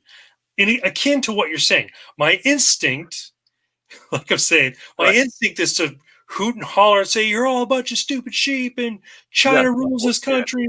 But the smart person will say, okay, I understand your position. Here's my position. You'll hear from my lawyer and walk out. Whether I call my lawyer or not is irrelevant. The point is, you're not raising a stink. You're not causing anybody any trouble, but you're making your protest known, so to speak. Right. What is this? Is Ajax saying? Don't worry, Irving Twin. We couldn't ever think less of you. Wait, that didn't come out right. Thanks, Ajax. I know what you mean. Wink. No. I like your grocery store thing because you could do it. And here, what's amazing is that if you did that shit, yeah, someone would start yelling at you. Yeah, and someone would start filming. Yeah, and I just ignore them, and then they look like the idiot. And if someone called a cop and the cop came in, right, you could just say, I have a medical condition. I have a medical condition. And if that's not enough, I won't resist, but I cannot comply. Yeah. I have a duty as a free person. I can't remember who said it, but and I'm going to word it. You said duty. I'm not going to word it verbatim. You'll paraphrase. If the whole world is wrong and they're wrong and they tell you move, you have a duty to plant yourself like a tree and tell them all, no, you move. That was Captain America. No, he's quoting someone. Yeah, but that's where I remember it. Captain America in Civil War. But that's what I mean is, yes. Not the movie, the comic book. You may have said something similar in the movie as well. And here's the problem, is when you plant yourself like a tree, you just might be chopped down. Yep. But freedom is not free. It freedom does come at a cost. $5. It comes at a cost. Don't make fun of me because I've Sorry, been I'm not. drinking and I'm being a little bit idealistic, okay? No. I Because totally agree. It's just I've heard somebody say that one. Freedom ain't free. Costs $1.05. Anyway, but you're absolutely right. If you, what is it? If you want peace, be prepared to fight for it. And freedom isn't free. yes, Freedom. And I say this to my friends all the time, and they laugh at me when I say it. Freedom is messy, and freedom is hard, but it's worth it. It's worth all the trouble, and it's worth all the mess. It's hard and dangerous, and oh God, is it? What's the word I'm looking for? It's profitable if you make yourself someone that can take advantage of it. Mm-hmm. Oh yes, it's very profitable. You can thrive when you have freedom. When you don't have freedom, you cannot thrive. You might fail with freedom. You will fail without it. It's a guarantee. And like I like I told you before, I put my neck out pretty far the other day at work. Yep. And someone heard me. Some people are less happy. Some people are quite happy about it. I earned people's respect I didn't have before. And today, someone else put their neck out a little bit. Not the way I did, but a little bit. And I'm so happy with that someone's hearing it and people are hearing it. And I'm not gonna disturb more shit at work. No, you don't need to make a scene. You simply say, I'm pleading my case here, and it's up to you to decide how you want to proceed. We've been losing an inch at a time for a long time, to the point that we are in the hole by inches, to the tune of 50 yards. Mm-hmm. But I got 1 inch back today. And this is the thing. I am ready to grind for more inches. And I'll play the game, I'll play ball, I'll comply. But if they try to take the inch that I just got, then the fight is on. And here's the thing, and this is to the larger concept of between freedom and liberty, the Rousseau view versus the Hobbes view. I think it's Hobbes. I want to say it's Hobbes. But basically, there were two competing theories about the nature of man and the nature of society. Hobbes, I believe it's him, views that people need to be ruled, right? People need to be kind of like Loki. People need to be ruled. And without it, they don't know what to do with themselves, and there's just chaos.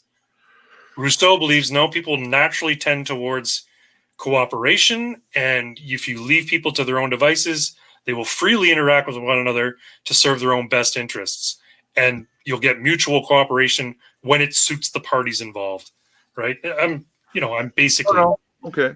I'm dumbing it down, but that's essentially what it comes down to.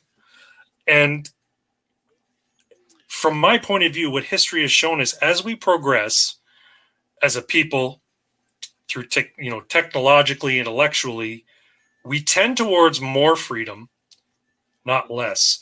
And we have these little sort of peaks and valleys, and we have these areas where we go through, situations where there is repression and tyranny. But ultimately, there's a revolutionary force or a revolutionary zeitgeist, if you will, that swings back towards freedom, and it tends to stick around longer every time. And this isn't in all cases. I'm talking history, Western civilization in general, right? Because there's plenty of civilizations in history that are still in rough tyrannical shape, right? You're paraphrasing Martin Luther King with the arc of history bends towards justice. Yeah, maybe. Yeah. I'm sure I'm using mixed metaphors and yeah. No. But the idea is there. Yeah. But what I'm saying is, like, I don't understand why why certain people of a political slant will push for more control, top-down control of things, will Yeah. push for the Hobbesian view, when ultimately it's going to swing back towards the Rousseau view at the end of the day, just simply because of the development. Like, technology makes people more capable of getting what it is they want. And Sorry, I need to interject because I have not read Leviathan. I have it on my shelf. It's on the list. Leviathan, that's Rousseau, right? No, Hobbes. Oh, that's Hobbes. Okay. Hobbes is Leviathan, about how What was Rousseau was like on the nature of man or something? I don't know Rousseau. But the Hobbes, what you keep calling the Hobbesian idea that man needs to be ruled. No. I don't know that that's actually in there. From what I understand, based on summaries and talking to, philosophy students, because they're fucking all crazy and useless. No. There's something in Hobbes that the Leviathan of society and being ruled is more like the same way we train our dogs.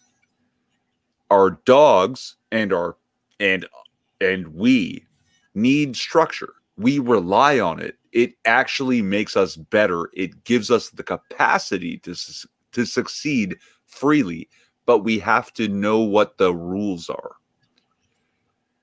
But the Leviathan is like the combination of this thing that has all power, those rules, that structure, can go wrong if we're not careful. And I haven't read it yet. I'm going to. I hope you will do the same. I think I may be confusing my philosophy. No. But it might be Hume. It may be Hume. I could be wrong. I'm just going through Wikipedia. Hume killed himself, so let's and he said the greatest question for every individual is whether or not they should kill themselves. That's the most important thing you should ever contemplate. Hey, yeah. But I think his was the social contract was his big. His Rousseau's was his big thing, right? No, Hobbes, that's right. It was about natural law. And Hobbes was Hobbes was the person who basically disagreed with him most on it. Well, okay, hold on. So Ajax, pop up Ajax's last yeah.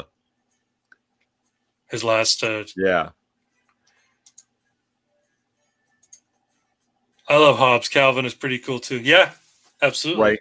But Calvin is the ultimate in the terms of chaos and the anarcho-capitalist. This kid is all freedom, no responsibility, right? It's just whatever I want in the moment. And his fucking stuffed tiger is the philosophical genius that ties him to reality. That this kid's mental disorder and his imaginary friend are the thing that make him perform as a human. That's what Leviathan is to me. That idea there, right? That yes, you are a free person and you can, pop a molly and shoot yourself in the foot, light your hair on fire and jump off the roof into the pool. But if you do that, you're a fucking idiot and you deserve whatever you get. Right? So Hobbes, the Leviathan, is the structure we provide to our dogs. Right? Yeah. That's how I feel about that. And again, I haven't properly read Leviathan, so I haven't read either one of them. I saw a YouTube video. But anyway, the basically what was done in the YouTube video was showing the distinction between the two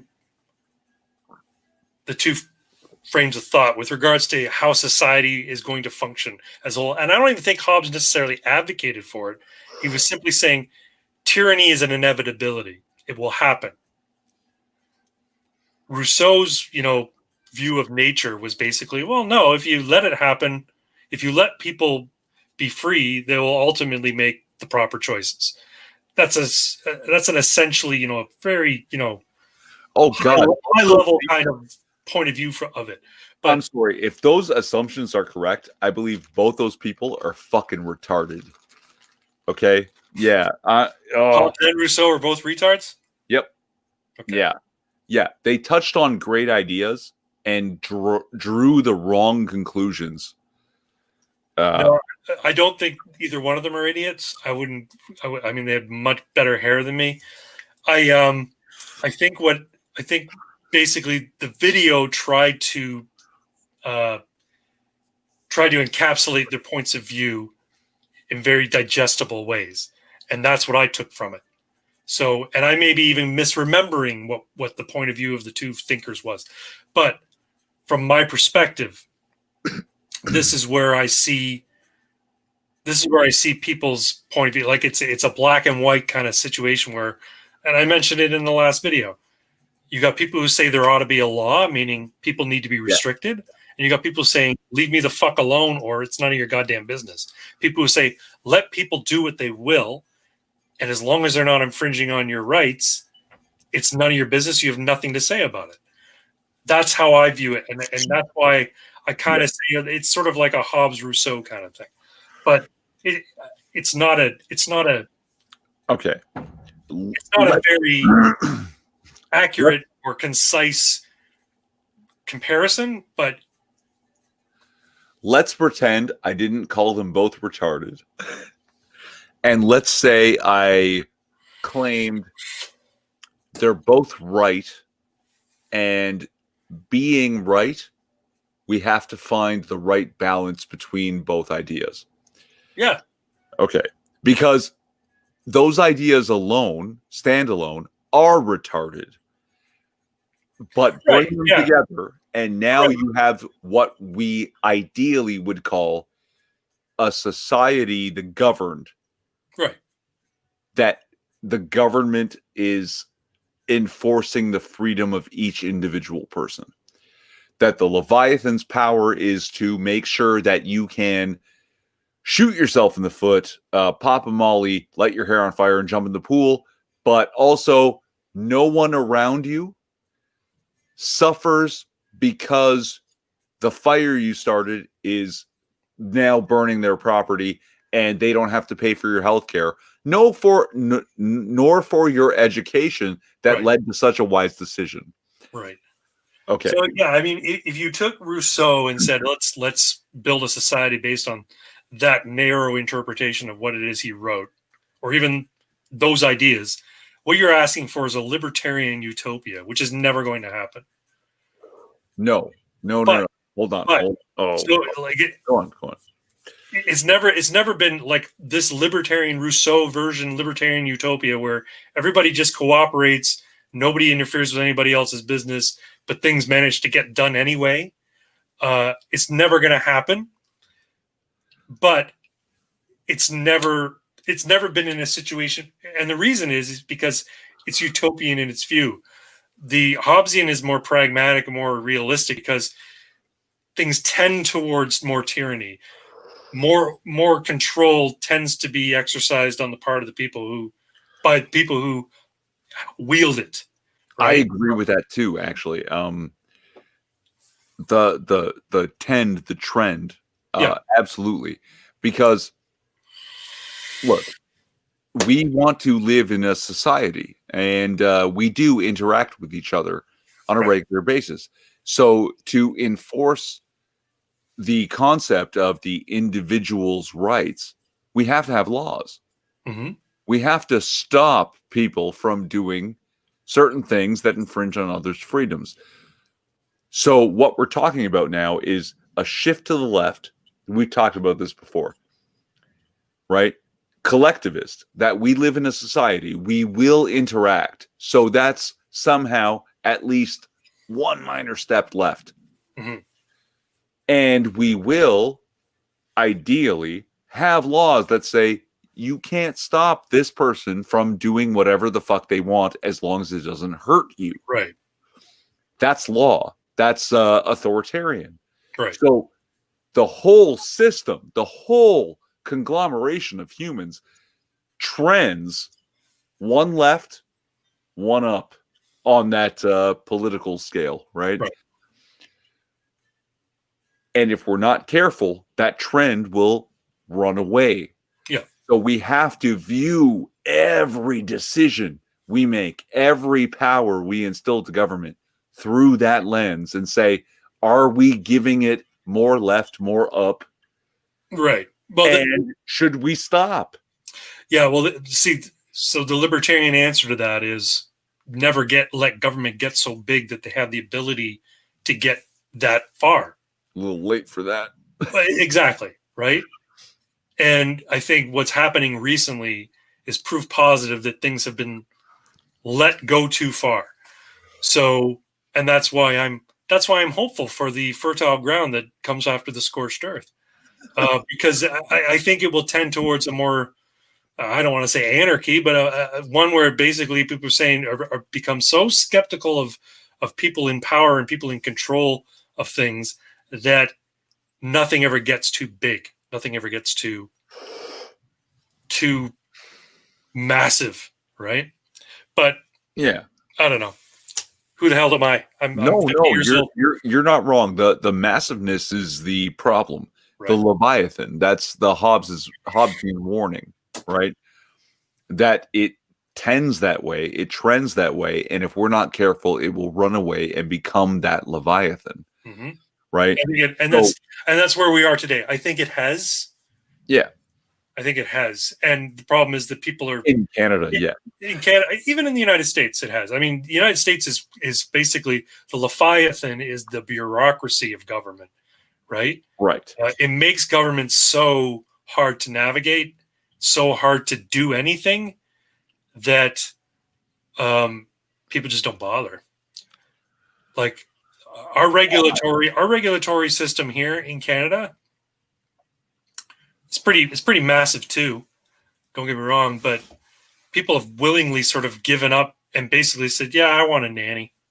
I'll let the government take care of it." Yeah, that's. And the mistake was basically saying government should be responsible for providing healthcare to everybody. Because I think people got a taste of it. People got a taste of it, and they're like, "Yeah, I'm happy. I'm relatively satisfied with the government, with the healthcare I get. So clearly, government can do it okay. So yeah, what the hell? Okay, I'll let them do it, and we'll let them do more, and we'll let them do this, and we'll let them do that. Yeah, we'll let them take arrest our kids off the ice." That's the runaway, the Leviathan.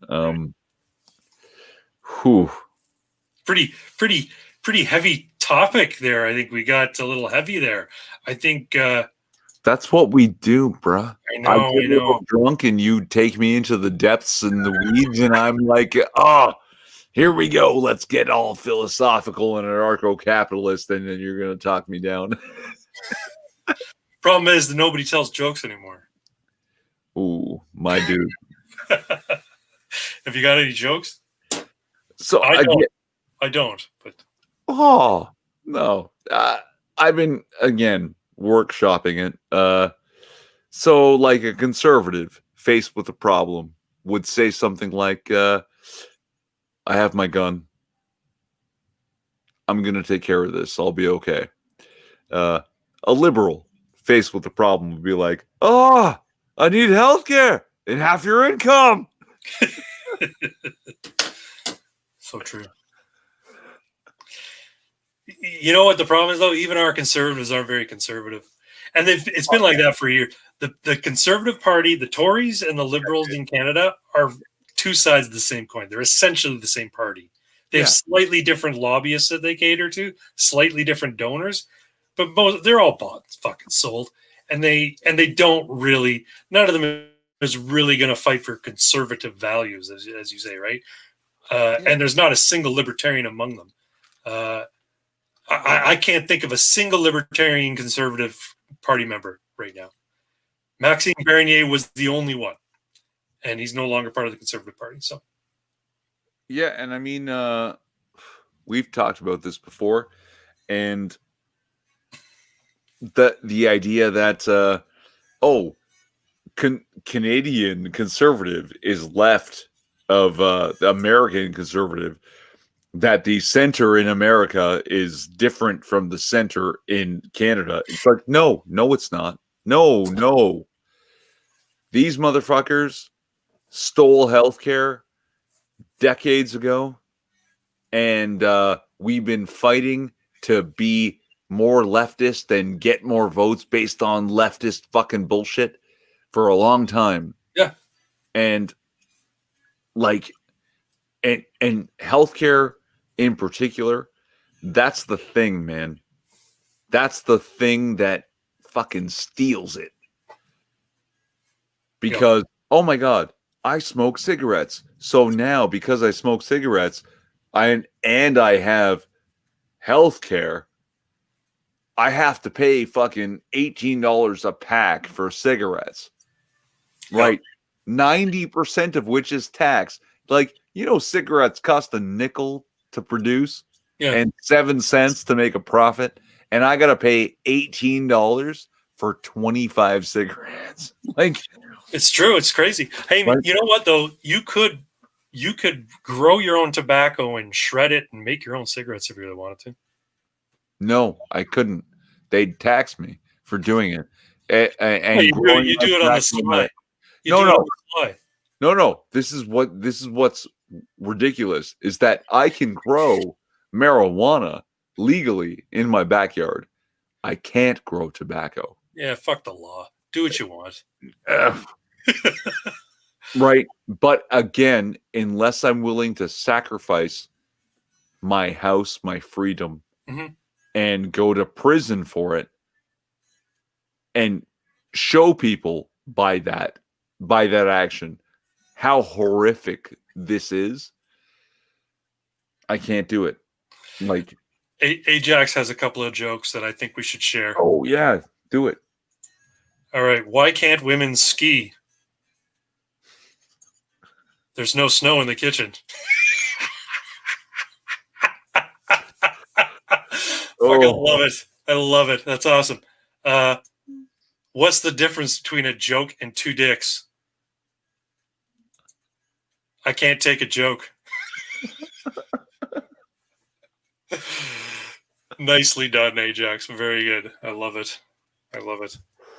Thanks for telling jokes in the stream. Yeah. I'm getting to the point where I think I might want to call it tonight, Irving. Before you you better do it before I get. You off tomorrow? You're working. You work tomorrow? Or you off? No, I'm off. Good for you. Obviously, I'm off tomorrow. Well, you might be working nights. I have no idea. But let me get back to our banners here. So I should make this announcement. I'm thinking of getting off of Twitter with the recent purge and everything. I am on Parler. It's a bit janky right now. I think because so many people are migrating to it, I don't think their servers can handle it. But if you want to find me on Parler, I'm at Crag Bragg. So you can find me there. If you're on Parler, I suggest you get on it. It's a little bit different than Twitter, but it's essentially the same. You might want to fiddle with your settings a little bit because you could get a lot of notifications for things that maybe you don't necessarily want to see.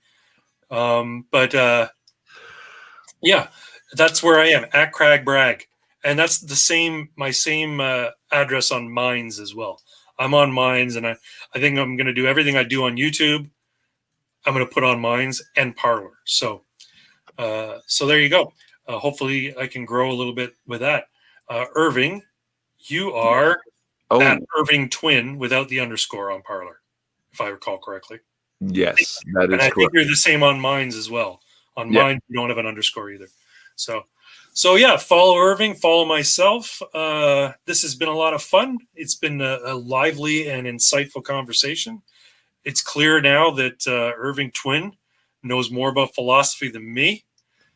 And Irving, cursory. Like, hey, I never even read a philosophy book. I read An Idiot's Guide to Karl Marx.